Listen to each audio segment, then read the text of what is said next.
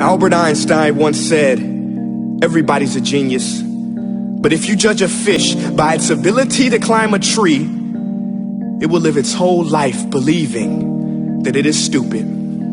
Ladies and gentlemen of the jury, today on trial we have modern day schooling. Glad you could come. Not only does he make fish climb trees, but also makes them climb down and do a 10-mile run. Tell me, school, are you proud of the things you've done? Turning millions of people into robots, do you find that fun? Do you realize how many kids relate to that fish? Swimming upstream in class, never finding their gifts, thinking they are stupid, believing they are useless? Well, the time has come, no more excuses. I call school to the stand and accuse him of killing creativity, individuality, and being intellectually abusive. He's an ancient institution that has outlived his usage. So, Your Honor, this concludes my opening statement, and if I may present the evidence of my case, I will prove it. Proceed. Exhibit A. Here's a modern day phone. Recognize it? Here's a phone from 150 years ago. Big difference, right?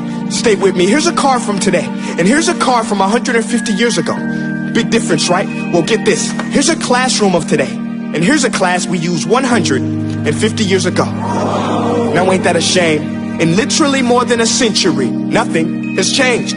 Yet you claim to prepare students for the future? But with evidence like that, I must ask, do you prepare students for the future or the past? I did a background check on you and let the record show that you were made to train people to work in factories, which explains why you put students in straight rows, nice and neat, tell them sit still, raise your hand if you want to speak, give them a short break to eat, and for 8 hours a day tell them what to think. Oh, and make them compete to get an A. A letter which determines product quality, hence grade A of meat.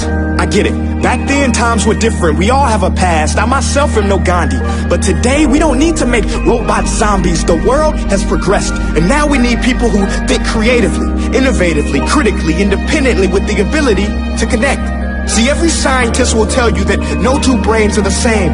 And every parent with 2 or more children will confirm that claim.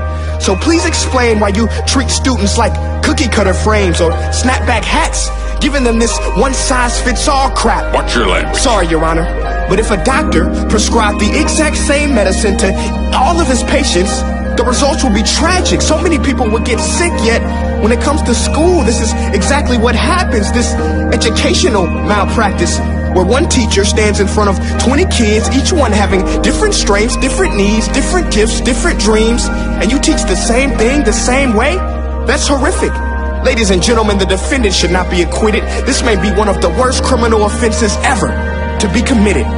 And let's mention the way you treat your employees. Objection. Overruled. I want to hear this. It's a shame. I mean, teachers have the most important job on the planet, yet they're underpaid? No wonder so many students are short-changed.